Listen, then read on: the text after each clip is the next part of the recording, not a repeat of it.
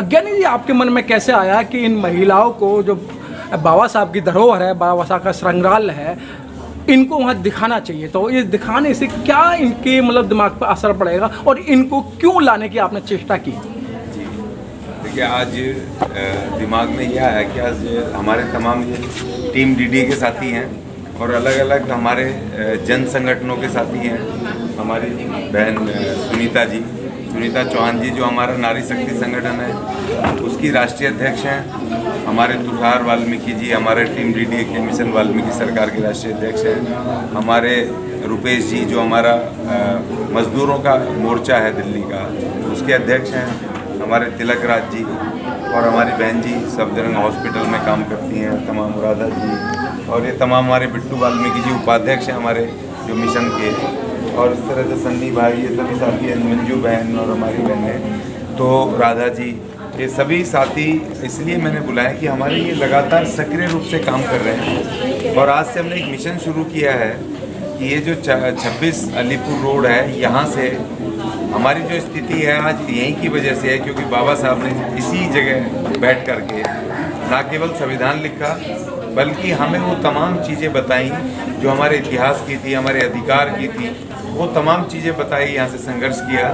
और बाबा साहब ने अपनी अंतिम सांस, परिनिर्वाण भी बाबा साहब का यहीं पर हुआ था। तो आज हमने एक शुरुआत की है कि हम अपने जो सक्रिय साथी हैं, ये अलग अलग प्लेटफार्म पे काम करते हैं, अलग अलग इलाके में काम करते हैं, तो इनको हम कैडराइज करें, इनको इनके इतिहास के बारे में, इनको संविधान की जरूरी आवश्यक जानकारियाँ दें, इनको कानून के बारे में जानकारी दें, इनको एक तरह से इस तरह लीडरशिप में तैयार करें कि देखिए हर जगह मैं नहीं जा सकता हूँ, तो ये जहाँ पर भी काम करते हैं वहाँ पर हमारे SC/ST के लोगों को जहाँ तकलीफ़ हो, जहाँ वर्किंग क्लास मजदूरों को तकलीफ़ हो, महिलाओं को जहाँ पर कोई समस्या हो, तो ये साथी उनके साथ खड़े होकर के उनकी वहाँ मदद कर पाएँ, फौरी तौर पे तुरंत एप्लीकेशन लिखना, उनके कानूनों को जानना।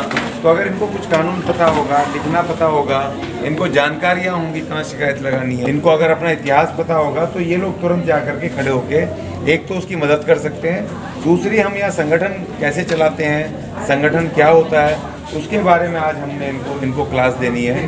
तो आज हमने कहा कि एक तो आज से नई शुरुआत कर रहे हैं कि यहाँ अपने कैडर डेवलपमेंट हमने आज से शुरू किया है। तो और हम आज अपने बाबा साहब का आशीर्वाद लेके, बाबा साहब का संग्रहालय घुमा के और यहीं बैठ करके आज हम इनको ये शुरुआत करेंगे।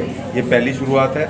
और दूसरी बात ये कि हमारे तमाम लोग, क्योंकि यहाँ पर 26 अलीपुर रोड आपने देखा ना, संडे का दिन है, कुछ लोग नहीं हैं, जबकि कहाँ कहाँ घूमते हैं। और यहाँ पर तमाम हमारे पिताजी का, बाप का ये घर है, जिन्होंने हमें सब अधिकार दिए। और आज यहाँ पूरी दिल्ली में लाखों लाख SC/ST के लोग हैं, और यहाँ पर उनको आना चाहिए संडे को अपनी फैमिलियों के साथ आके।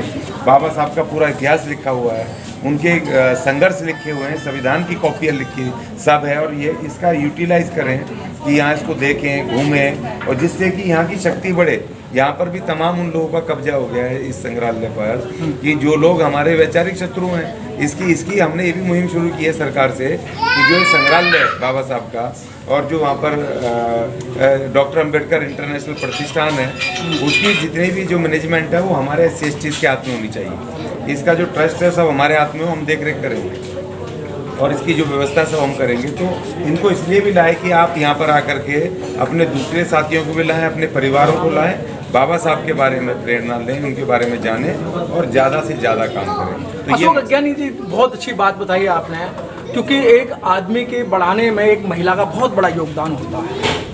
वो कथन क्या सत्य है, जिस समय बाबा साहब लंदन के अंदर पढ़ाई कर रहे थे और वो 3 दिन से भूखे थे, उन्होंने कुछ नहीं खाया, एक पत्र लिखा था रमाबाई के लिए, रमाबाई मैं आपको कुछ दे तो नहीं सका हूँ, लेकिन मुझे आज पैसे की आवश्यकता है। तो उस रमाबाई ने उपले पात कर उनको पैसे वहाँ पहुँचाए थे। जी देखिए, बिल्कुल सत्य बात है ये, क्योंकि माता रमाबाई ने जिस तरह से उन्होंने दिहाड़ी मजदूरी भी की, उन्होंने मजदूरी भी की, सड़कों पे वो मजदूरी का काम करती थी, एक लेबर का काम करती थी, और जो पैसे वो कमाती थी वो बाबा साहब को भेजती थी। और दूसरी बात देखो, एक बहुत मार्मिक कथन है बाबा साहब के बारे में कि वो जब वहाँ पढ़ रहे थे तो वहाँ पेइंग गेस्ट रहते थे। एक महिला थी वहाँ पर इंग्लैंड में, वो जो अभी मोदी जी ने उस किराए के मकान को खरीदा भी है जी। अभी 2 साल पहले वो उसको खरीदा, जिसमें बाबा साहब ने रह के वहाँ पढ़ाई की। तो वो पेइंग गेस्ट थे, वो पैसा जो उनको मिलता था वजीफे का वो वहाँ देते थे। उनके पास खाने के पैसे नहीं होते थे, और लेकिन जो थोड़े बहुत पैसे होते थे तो उससे किताबें खरीद लेते थे। वो पढ़ने का बड़ा शौक़ था, पढ़ने के लिए गए थे। तो ये जब उनको रात को भूख लगती थी, वो क्या करती थी, जो मालकिन थी वो उनको शाम को एक कॉफ़ी के साथ एक पापड़ देती थी, एक ब्लैक कॉफ़ी और एक पापड़। तो बाबा साहब के पास पैसे खाने के नहीं होते थे, और जो पैसे होते थे उससे किताब खरीदते थे। तो बाबा साहब उस कॉफ़ी में और उस पापड़ पे वो अपना पूरा उसका डिनर होता था बाबा साहब का, और वो उसको करके और पूरी रात पढ़ करके, और उन्होंने हमें उस शिक्षा हासिल करके हमें अधिकार दिए। तो वो महान बाबा साहब, आज हमें उस बाबा साहब को, उन बाबा साहब के उस नाम पे जो आपने कहा, और ख़ास तौर पे मैं भी उसका हूँ कि जो महिला का पीछे हाथ होता है, मेरी पत्नी भी यहाँ बैठी है राधा जी, तो मैंने आज तक उनको कुछ नहीं, अपने बच्चों को कुछ नहीं बनाया, कुछ नहीं दिया। मैं लगातार 30 सालों से यहाँ तक संघर्ष में हूँ, जहाँ तक पहुँचा हूँ। तो अगर महिला अगर पीछे ना हो या सपोर्ट में ना हो, सहयोग में ना हो, तो कोई भी व्यक्ति, आदमी काम नहीं कर सकता है। क्योंकि अगर मान लो पैसे भी ना दे, अगर घर में झगड़ा करे कि भाई आप कहाँ दिन भर घूमते रहते हो, आप घर में पैसा नहीं लेकर के आते, आपने मेरे बच्चों को मकान नहीं बनाई, दुकान नहीं बनाई, ये नहीं किया, तो अगर महिला अगर बीच में अगर झगड़े करने लगे तो आदमी तो वैसे ही नहीं जा सकता, वो क्या करेगा। तो सवाल इस बात का है कि बाबा साहब के पीछे है।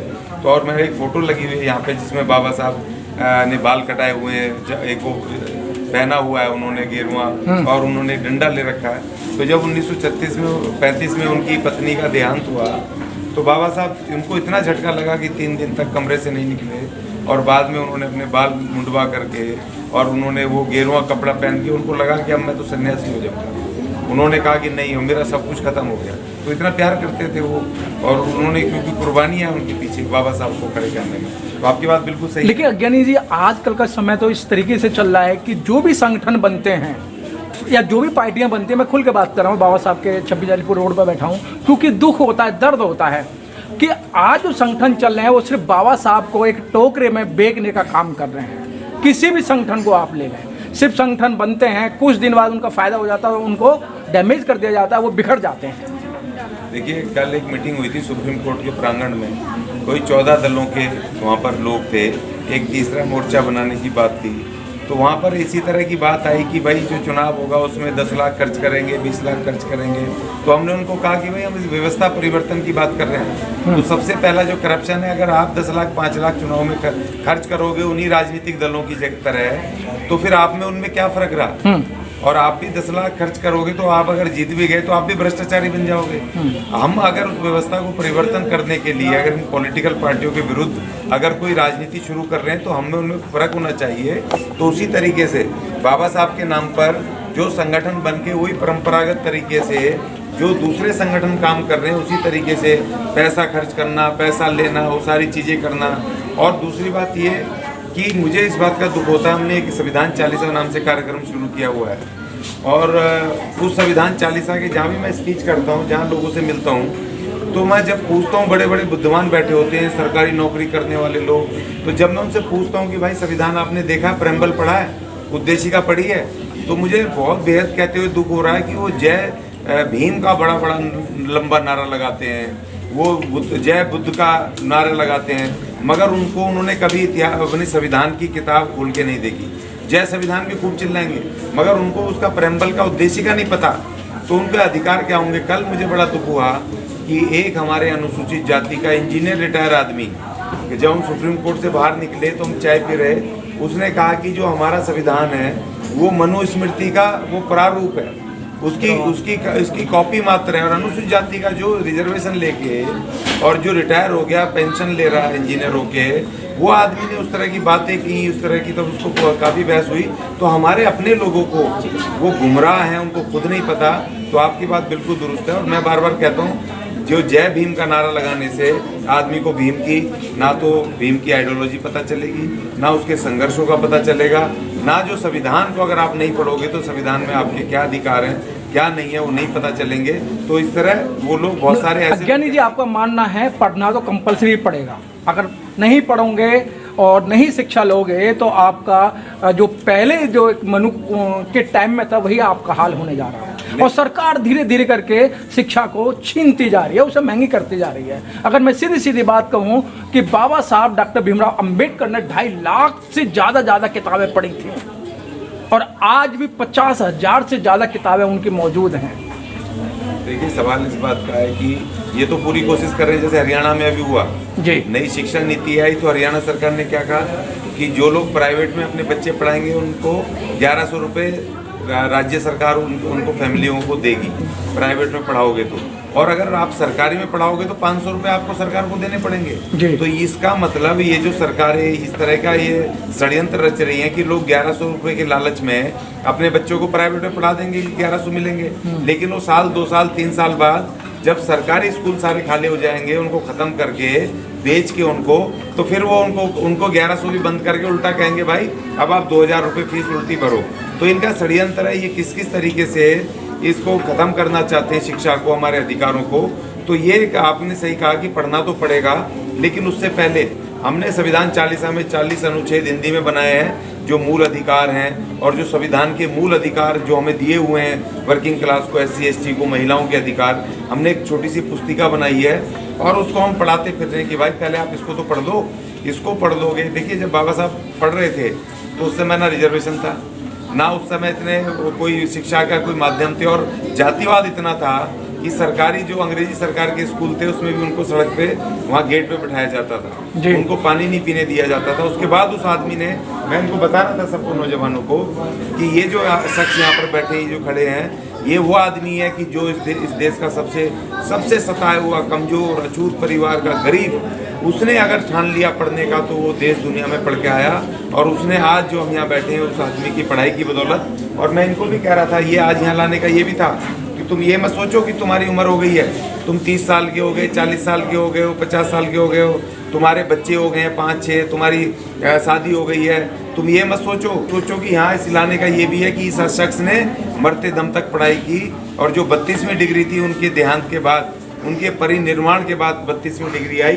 तो इनको मैं फिर से अपील करने, ये भी कहने हैं, इनको प्रेरणा देने कि भाई आप पढ़ाई शुरू करो, जो भी उम्र है, जब से छोड़ी थी तुमने 8वीं से 7वीं से 10वीं से 12वीं से, दोबारा कॉरेस्पॉन्डेंस से भरो, प्राइवेट से भरो, लेकिन अपनी डिग्रियां लो, पढ़ाई पूरी करो, क्योंकि विदेशी कंपनियां आ रही हैं, सारे आ रहे हैं। आपको पढ़ाई, आपको अंग्रेजी और कंप्यूटर आपको बहुत इंपॉर्टेंट रहेंगे, बहुत ज़रूरी होंगे, तो आपको ये पढ़ाई करनी पड़ेगी। ये अज्ञानी जी, चलते चलते मेरा लास्ट क्वेश्चन, आज देवी देवताओं का बहुत लोग प्रचार मानते हैं और आजकल चल ही रहा है माहौल, लेकिन उस समय जिस समय बाबा साहब पढ़ाई कर रहे थे उस समय मात्र देश की आबादी थी 30 करोड़, लेकिन 33,000 देवी देवता थे। उस समय 33,000 देवी देवताओं ने बाबा साहब का कुछ नहीं बिगाड़ा, तो आज तुम्हारा क्या बिगाड़ेंगे? तो शिक्षा तो वो शेरनी का दूध है, जो पिएगा वो दाड़ेगा, तो शिक्षा बहुत जरूरी है। देखिए, सवाल इस बात का नहीं है कि उन्होंने कुछ बिगाड़ा नहीं बिगाड़ा, मगर उन्होंने दिया भी कुछ नहीं। अगर बाबा साहब पढ़ लिख करके संविधान नहीं देते तो जो करोड़ों करोड़ अनुसूचित जाति के उस समय के अछूत और आज के SC ST, तो उनको अधिकार नहीं मिलते, महिलाओं को अधिकार नहीं मिलते। देखिए, मैं देख रहा था हिंदू कोड बिल का लगा हुआ वहाँ पोस्टर, 1952 में बाबा साहब ने जो हिंदू कोड बिल महिलाओं के अधिकारों के लिए दिया, उसमें कोई जातिगत महिलाएं नहीं थी, सारी महिलाओं के अधिकारों को। और जब संसद ने नहीं उनकी बात मानी, बिल गिर गया, तो उन्होंने इस्तीफा दिया। और वो हिंदू कोड बिल उनके 1956 के बाद फिर 3-4 जैसे तलाक का अधिकार, दूसरा अधिकार, ये सब बाद में मिले बाबा साहब की वजह से महिलाओं को। तो सवाल इस बात का है कि शिक्षा शेरनी का दूध है, शिक्षा लेनी बहुत ज़रूरी है। शिक्षा ही आपको सब कुछ दिलाएगी, शिक्षा ही आपको राजा बनाएगी, शिक्षा ही आपको अधिकारी बनाएगी, शिक्षा ही आपको सारे अधिकार देगी। तो इसलिए मैं इन सबसे कह रहा हूँ कि भाई आप शिक्षा लो, शिक्षित बनो। शिक्षित जब बनोगे तो आपको संगठित होने का ख्याल आएगा। जब आप संगठित होगे और जब संगठित होगे तो आपको अपने अधिकारों के प्रति संघर्ष करने की भावना आएगी। तो इन सबको मैं ये अपील करने आया हूँ, और आज हम संगठन पे चर्चा करेंगे। अपने साथियों को आज से हम कैडर क्लास शुरू कर रहे हैं, और बाबा साहब का जो मिशन जो कहीं खो गया है, और जो मान्यवर कांसीराम जी उसको वो खींच के जहाँ तक लाए थे, तो उस लाइन से आगे अब हम आज से हम इसको ले जाने की हमारी ये कवायद शुरू है कि हम इस देश में अपने लोगों को तैयार कर दें कि वैसे भी खतरा सामने बहुत बड़ा है। 2024 इस देश के ढोल गवार शूद्र पशु नारी इन तमाम वर्गों के अधिकारों को ख़त्म करने की साजिश हो रही है, इस देश के संविधान को ख़त्म करने की साजिश हो रही है। तो इसके लिए इनको कमर कसनी पड़ेगी, और यही हमारा आज ये प्रयास है। Press the bell icon on the YouTube app and never miss another update.